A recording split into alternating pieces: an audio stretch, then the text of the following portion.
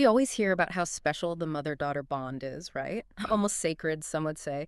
But what happens when narcissism gets in the way? When a parent's love feels more like, I don't know, a competition instead of a safe space? It's a tough subject. Yeah, today's deep dive is going to get uncomfortable, but, sticking with us and really understanding the why behind this dynamic, it can be eye-opening. Absolutely. And to help us unpack all this heavy stuff, we have an expert who gets it, like really gets it, on both a professional and personal level. Yeah, I'm ready to dive in. Yeah. It's something that people just don't talk about enough, but the impact it has, especially on daughters, it's huge. And that impact, that's what we're focusing on today. Yeah. Specifically, how this plays out in the larger context of narcissistic families. We've got your research, some real-life examples to dig into, and honestly, just a ton of questions. Well, a good place to start might be with that idealized image of motherhood we all have, and how quickly that can fall apart when narcissism's in the mix. So we're not talking about, like, typical mother-daughter stuff here, the terrible twos or teenage drama. No, not at all. This is different. With narcissism, a daughter's development, her becoming a woman, it's almost like a threat. You're saying that even something as natural as a girl becoming a young woman is seen as, what, competition? Exactly. Picture this. Margaret, a former model, Mm-hmm. used to being the center of attention, turning heads, getting that admiration. Now picture her daughter, Laura, turning 15. Okay, count it. Suddenly, Laura's the one trying on new clothes, experimenting with makeup. Maybe she's even getting asked out on dates.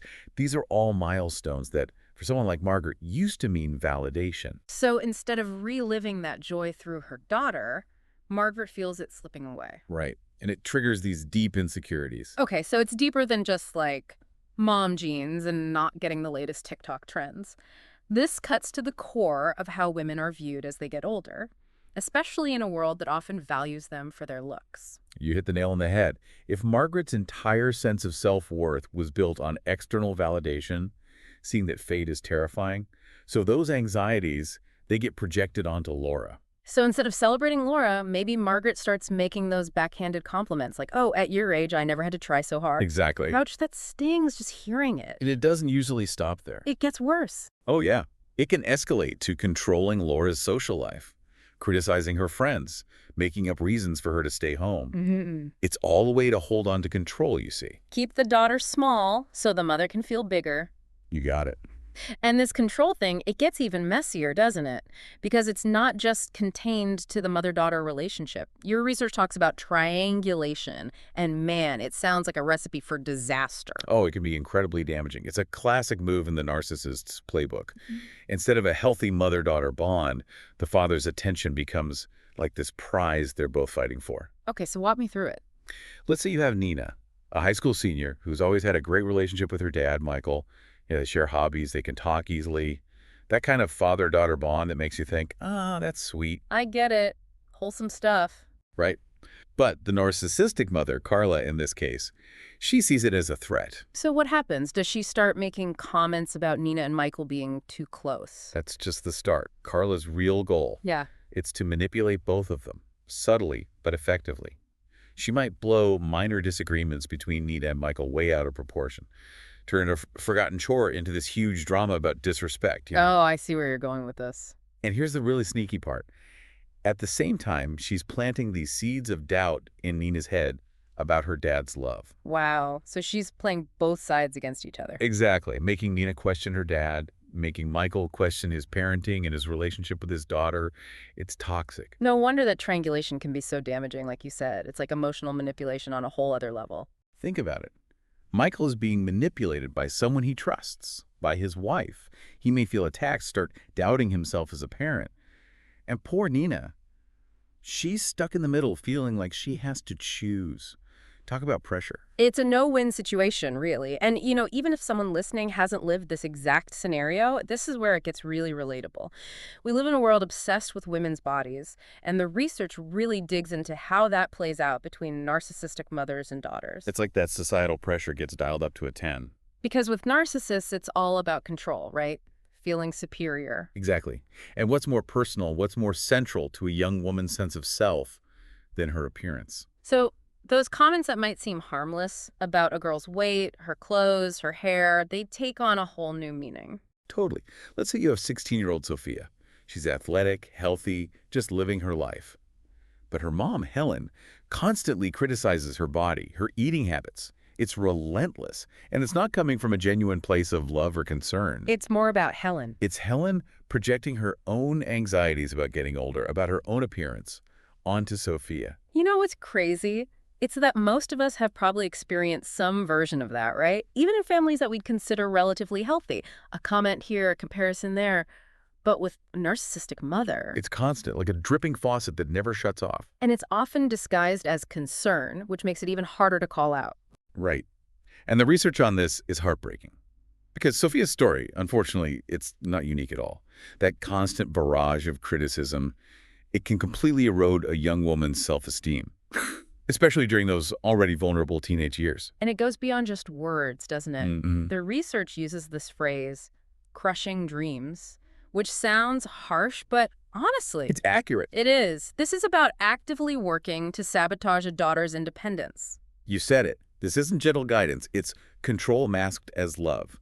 Take Jasmine, for example. She's 18, gets a dream scholarship to study abroad, which, let's be real, that's both terrifying and exhilarating for any young person. Huge step. Huge. But for Jasmine's mom, Victoria, it's a threat. Instead of celebrating Jasmine's accomplishment, It goes into sabotage mode. wait, Victoria tries to stop her from going.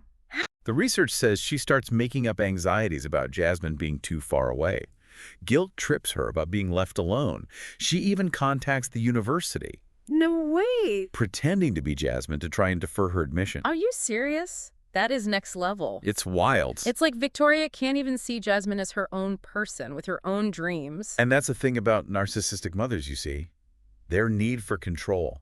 It overrides everything else, even their daughter's well-being. Even their own child's happiness. They disguise it as love, as concern, but the message is always the same. You come second. Your needs are less important than mine. It's like that love they offer has strings attached, you know? It's there, but it's also holding their daughters back. Yeah. And to really understand why those strings feel so unbreakable, we need to talk about this concept of narcissistic supply. Okay, so not just your everyday selfishness. There's something deeper going on here. Way deeper.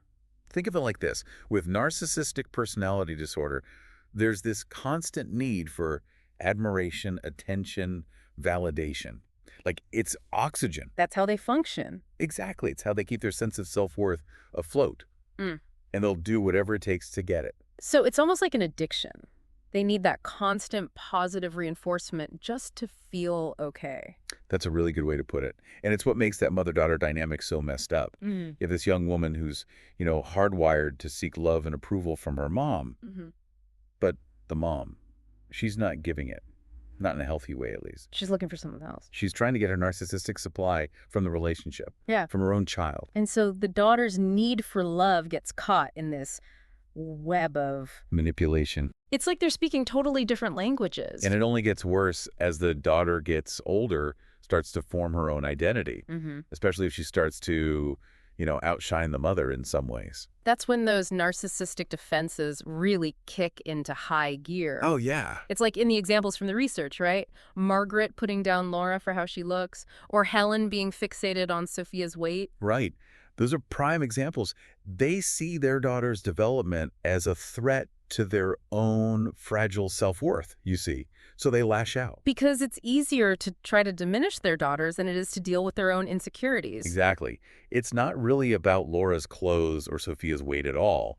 It's about Margaret and Helen wrestling with their own fears of aging, of becoming irrelevant. So they make it their daughter's problem. And sadly, most daughters, they do internalize that. They believe it. They think they're to blame for their mother's unhappiness. Which explains why it's so hard for these women to break free, right? Yeah. They're carrying around this weight of responsibility that was never theirs to carry in the first place. And to make it even tougher, there's another layer to this dysfunction that the research calls identification. Okay, I'm listening. What is that? So we talked about projection, where the mom projects her own issues onto her daughter. Identification is kind of the flip side of that. It's where the narcissistic mother tries to live vicariously through her daughter. Live through her kid. In a way, yes. Think about Victoria, the mom who sabotaged Jasmine's study abroad program. On the surface, it looks like it's about control, right? Mm. But on a deeper level, Victoria might be wrestling with regrets of her own. Maybe she had dreams she never chased after, chances she missed out on. So she pushes Jasmine onto a different path, a path that maybe Victoria wishes she had taken. Exactly. She's trying to recreate a story from her past, but with her daughter as the main character. I bet it's still Victoria's story, isn't it? Not Jasmine's. Exactly. And that's the tragedy of it all. Because Jasmine doesn't get to write her own story. She's denied that chance to figure out who she is, what she wants. Her individuality is stifled. And this can show up in so many ways, right? Like a mother pushing her kid to be a doctor, even if the daughter has zero interest in medicine. Or maybe she dictates her daughter's entire look. Her clothes, her hair, her makeup, all of it has to align with the mother's taste, not the daughter's. It's like the daughter is constantly being molded into this image that reflects the mother's desires, not celebrated for who she really is. And that's why it's so important for daughters of narcissistic mothers to remember one thing.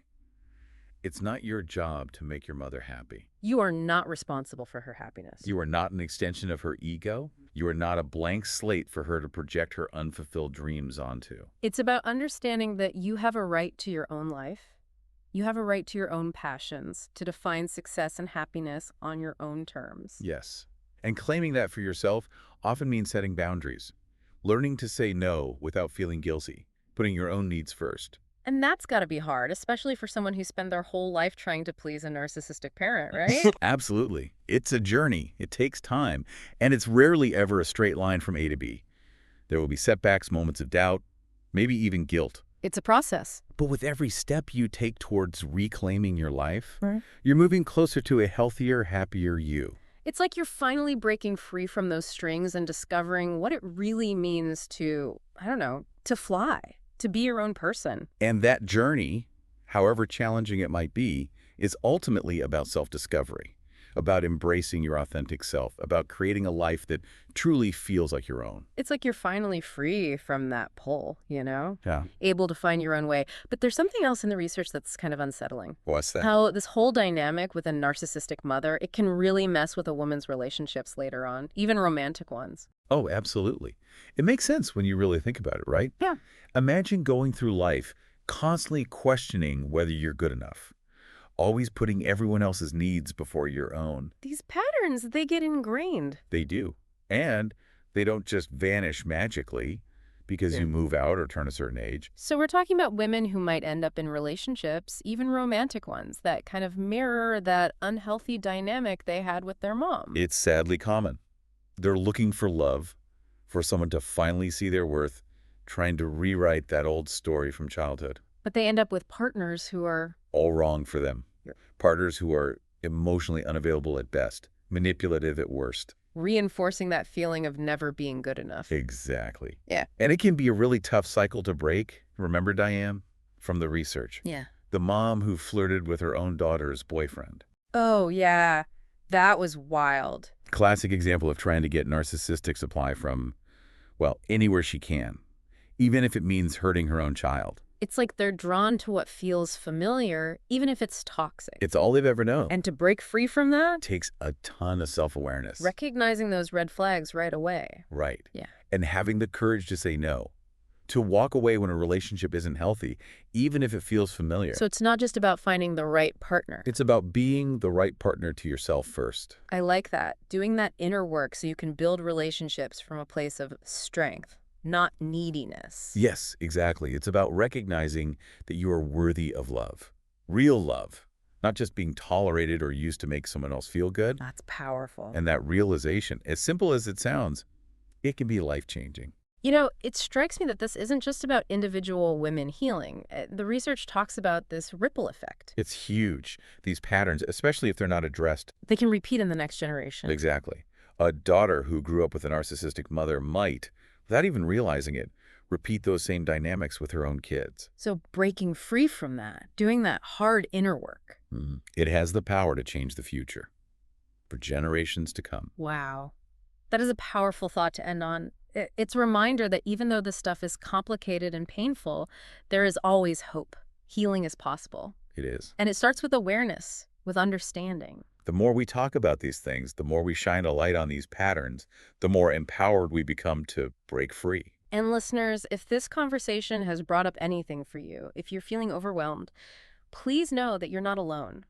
There's help out there, people who understand, resources that can guide you. Absolutely. You don't have to do this alone. And on that note, we've come to the end of another deep dive. We hope you found this exploration, well, insightful, maybe even a little hopeful. Remember, knowledge is power, and your journey towards healing, it starts with a single step. Until next time, keep asking those tough questions and keep diving deep.